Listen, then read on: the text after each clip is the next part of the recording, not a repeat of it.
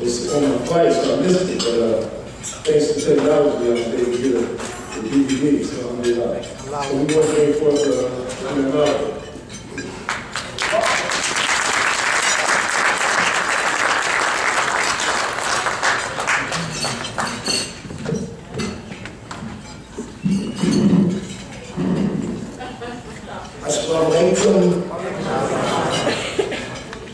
The Allah's name, the merciful benefactor, the merciful Deen, all praises due to Almighty God. To our sister from the Archdiocese of Chicago, and to the newly installed Archbishop Super Representative. I greet you all with the greetings again by Assalamu Alaikum. To Imam, Deen, Mohammed, the president of the Mosque here, to all your honored guests, and also to our guest, Minister Nathaniel Mohammed, we're honored and privileged to have him here.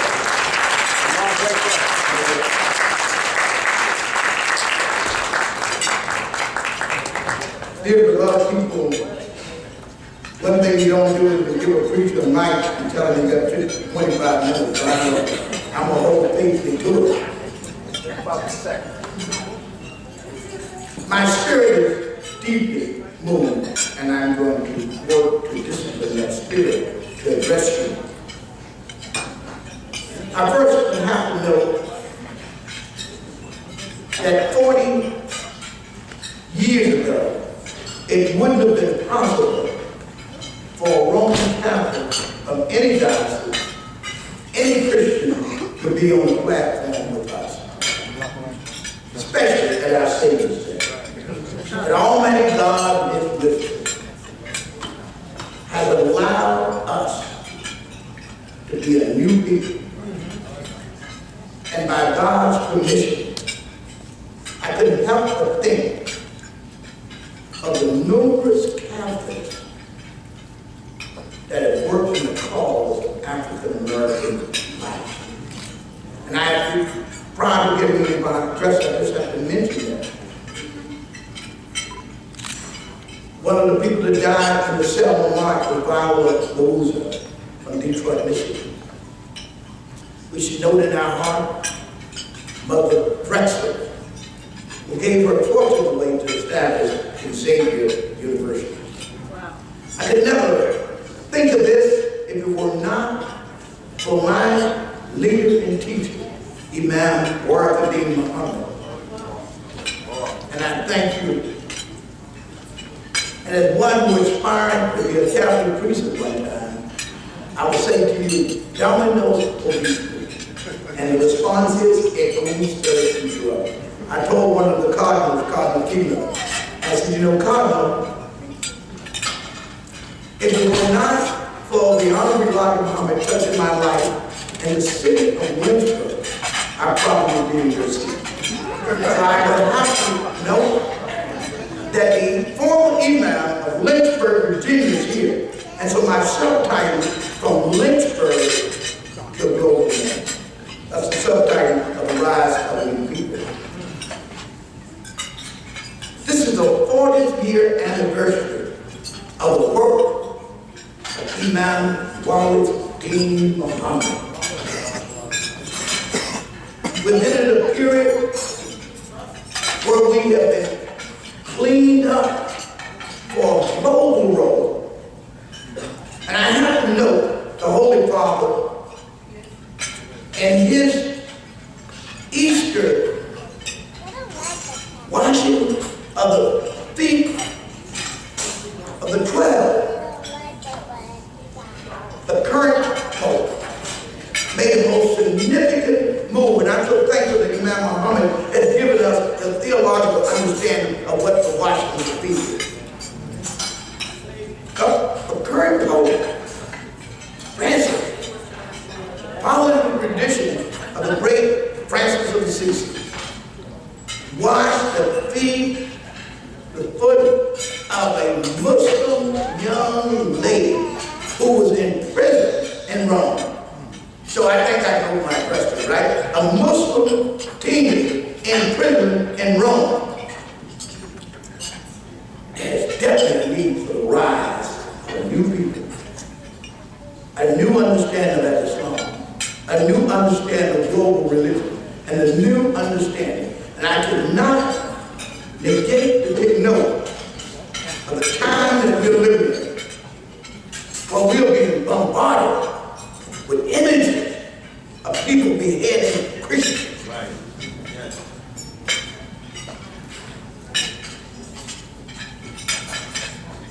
We have to know that this was not a tradition of our father. It's not the teachings of Islam and the perversion of religion, period. And the day of religion necessitates the rise of a new people. And I say, Brother Imam from Lynchburg, thanks be to God, we're no longer victims, we're victims. Because God promises that you will see the people entering the religion and go out. And Imam Mohammed told us this is the day of religion.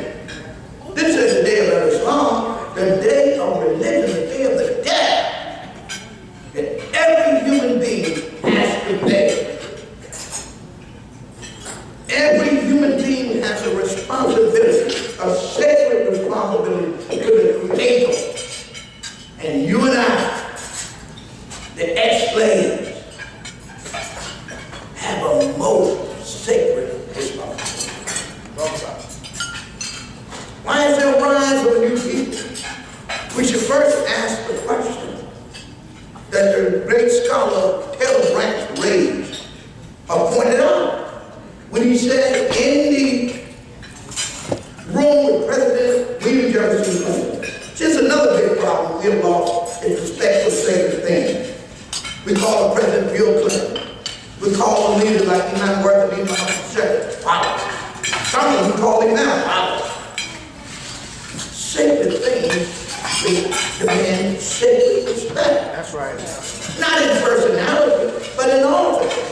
I would never call the Bishop of Rome, the Vicar of Christ, I would never call him anything but I would never call the President of the United States anything but President. I don't call him by nickname.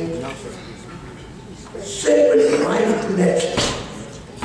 I can just arrive here so I can give you a bit of the journey so we can appreciate and be grateful to Almighty God for what and which we gain. This journey toward the new people who have a new responsibility and a new view of religion. I told the group of seminaries the other day, they asked me about Christian, Muslim, Sunni, Shia. I said, look, I don't have anything to do with any of those splits. I was not involved with it. I came on a slave ship.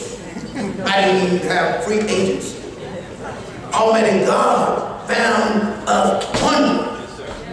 The Ra, the one who nurtures us from the beginning to its perfection. Our rise started when those first slaves left Glory Island, threw their hands up. They knew it was over. They had a song. They said, Lord, will the circle be unbroken? Answer came by and by. Slaves answered, raised another question. They said, over my head, I see trouble. Now the slave came to this conclusion after being told that they were not even human, that they would be reduced to the beasts of the field. Have no right. And they said, but I heard music. There must be a God somewhere. And God evolving over time. Those people brought about first physical resistance.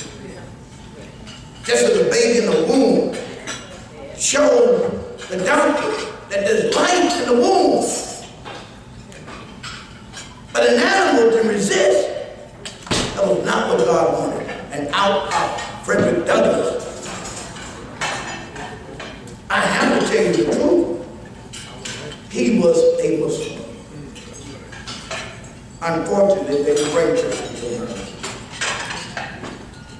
I said, unfortunately, because perhaps if they did, it would have opened up the consciousness of those people who held slaves. But those slaves working on their humanity continued until Frederick Douglass picked up a human flag. He didn't pick up a black flag. They said, why don't you go back to Africa? He said, no, my home is in America. That's why I can say, land of the free and the home of the brave. Because my ancestors were brave enough and free enough to pick up the human flag. Booker T. Washington said, cast down the weapon where you are. Another Muslim knocking on the door toward freedom.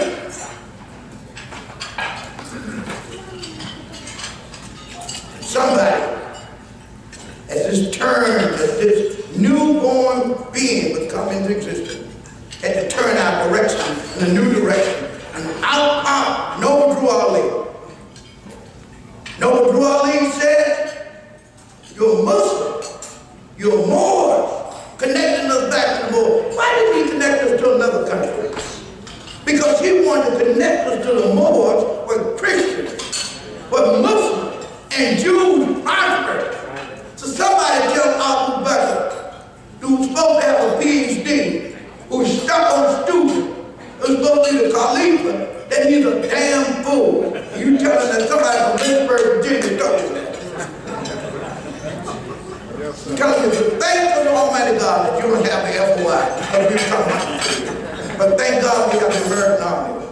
I'm not here to flame war. But I am here to tell you that a new service is happening. Noble Drew Ali turned the direction of a people to claim their American heritage. He said, you're Moors, you're Muslims, and you're American. Process that started. And on came W.D. Farrar.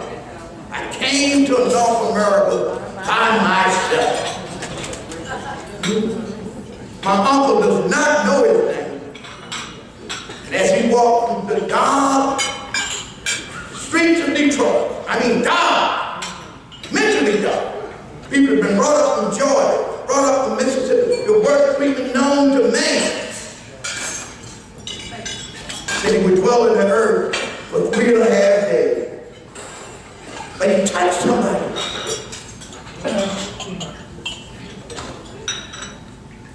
And he touched a lady named Lula Spell. This is a heritage. And she saw the depression in her husband.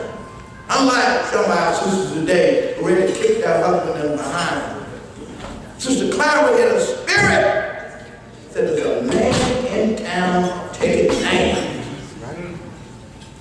Mr. Farrar. Robin, this man came Wednesday night. Mr. Elijah Poole came to the temple. Wednesday night, Sister Clara came. Friday, she brought her husband. She wouldn't get the good, she transformed. Something moved me in my soul. I know what she felt.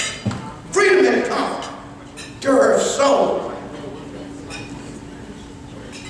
And see, this brother here's mother was a good Samaritan. I'm using biblical language. She did not like us, who got to teaching and don't teach our neighbors.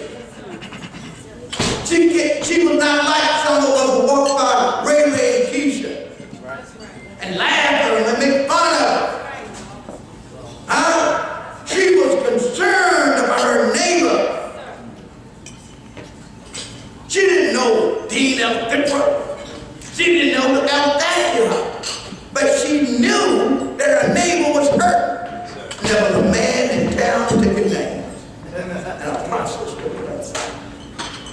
Mr. Elijah Poole came, he told him, he looked at this man and said, I know who you are. Mr. Fry knew he had his word. Yes, sir. He knew he had his fish. He said, yes. He said, you're a Christ, the Son of the living God. That's biblical. That's biblical. If I were a Christian in 1930, heard a man connected me to my history, I would have said you're Christ too. I said, well, other things you say to me, and when he spoke in my interest, I would have been interested in it.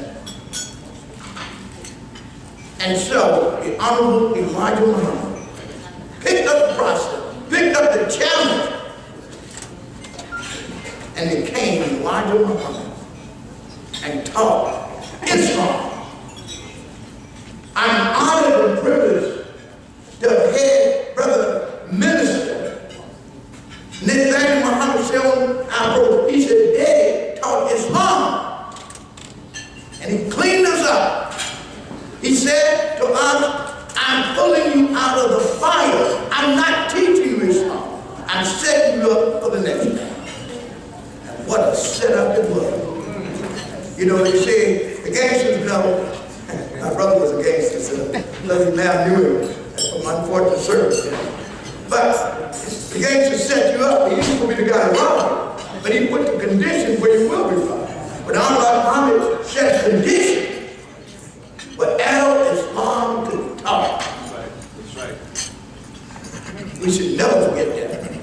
And we should know for a fact that the Honorable Elijah Muhammad in 1974 brought two Caucasians on the stage in Turkey. He said, these are your brothers. And he would be happy to know you're singing the Stars Spangled Banner. Why? He should respect this man's flag. Couldn't tell you the complete story because we were too insane. There had to come another teacher that would prepare us. But we had a lot of help as we took this deep and profound journey. We had the great Dr. Benjamin Elijah Davis wrote On the Rebel of his conversation about Islam as he rode on the train in Cairo. He wanted to be put in his book, the importance of Islam. So, the great Hadid was, he wanted to be put in his book. He talked about Islam. And we know that the great Howard K. Thurman also spoke. And the conversation he had with Mahatma Gandhi. And Gandhi told him, said, look, your people need to look at Islam. All of these were preparatory steps to where we are today. February 21st, 2015. We're about 4 days away from the most important day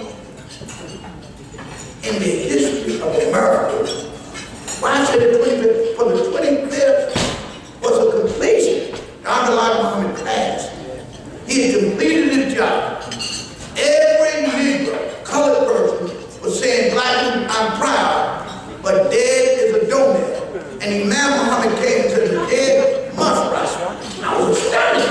I thought, oh, I didn't think he was talking to me. Then realized that I was also a part of the walking dead. A zombie. Nobody inside. Hating Christians. Disowning my mother. Disowning my father. Didn't even visit my. I want y'all to remember so you have gratitude. Do you know, until 1975, 76, we didn't visit our Christian pastors anyhow. We didn't have no interest in that at all. We had made a complete exodus.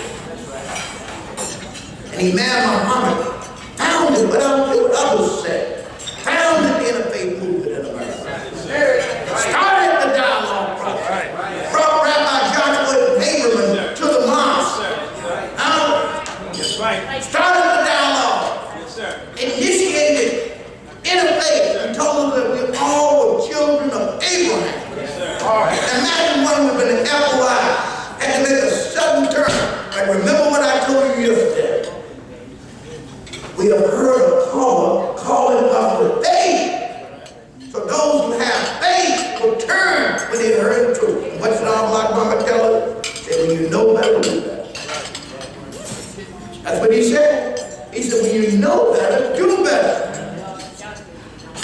can't forget the role of women, the most important woman, Sister Clara.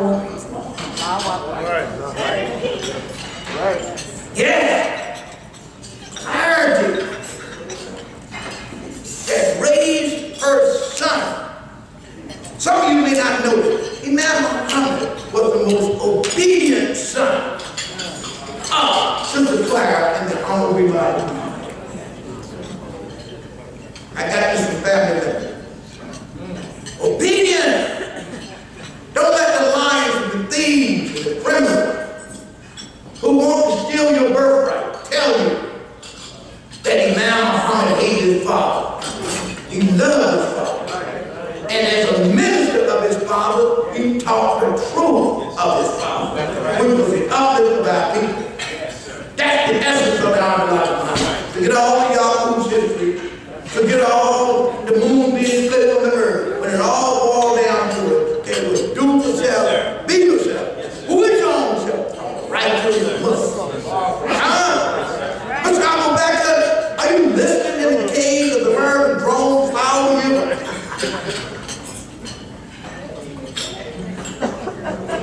The President of the United States asked us to stand.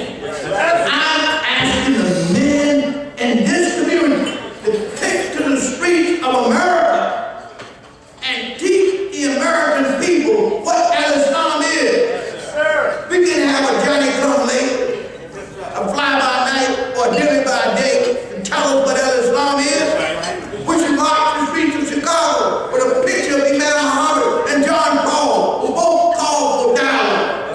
I pray that one day, soon, and very soon, as my Christian African American would say, that we will meet the Holy Father, that we'll be in dialogue with him, and that we will fulfill that promise that the prophet said, that Christ and Muhammad is as one, and Christ and Muhammad is as one now.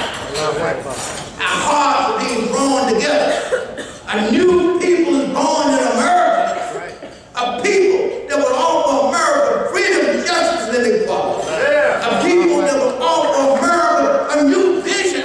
A people that will bring light to America, that will bring America into the home of the free. Free it up and brave it up to bring a new educational system in America that respects the dignity of all people. That's right. A people that will free it up and brave it up to stand in America and tell American people that we will turn American economy into a booming, prosperous economy. And that the ex-slave has gone into the Quran, gone into Scripture, and is prepared to build a new economy that respects the dignity of man. And is committed and determined and freed up and brave it up to pull the young man's pants up. To turn Nicki Minaj into an MGT. To take Chief Keef and put him in a junior FOI class. You know what Slick Rick said? Slick Rick said he wasn't listening. He said that the preachers, the rappers are the new preachers. They turn things around. We will have a new society. But I'm here to tell you that that new culture will emerge from those who are freed up and brave it up to accept the challenge to build a new culture in America. I'm here to tell you February the 21st, in the city where my religious life was born, I was appointed Imam by Imam Deen Muhammad. I came with leprosy, but he had faith in me. Faith that one day, a little old boy from Lynchburg, Virginia, I had to pinch myself and say, Virgin Dancing boy, are you up there at Savior's Day? Guess who came to dinner? I guess the leaders of this community said, Alfred came to dinner. Well, you know, Sidney Poitier did come to dinner. I didn't know anybody else with me about my wife, so you know what, sir? We have a responsibility. If you read what is happening in the pages of America, to form a new alliance with Catholics with Mormons, with Jewish people that want to keep traditional values.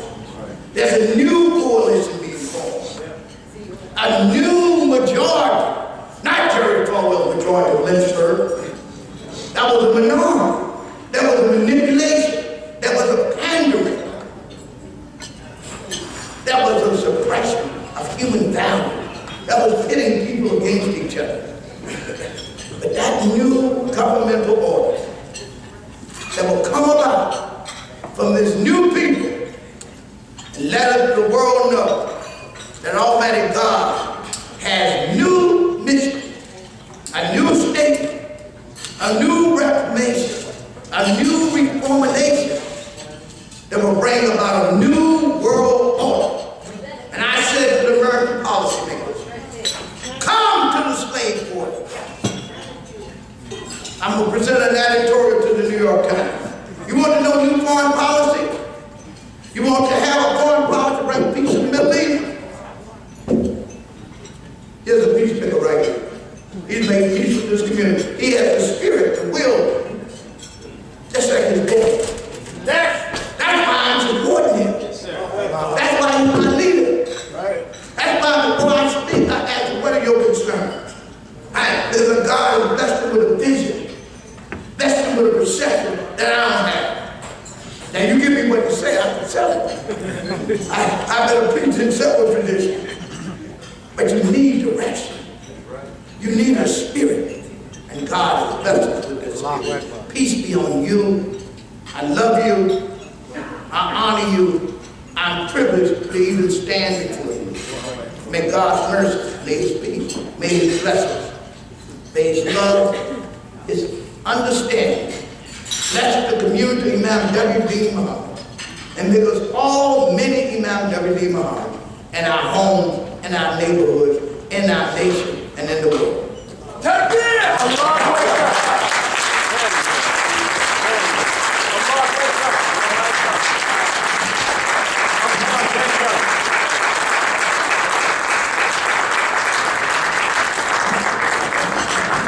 Excellent, excellent. Let's give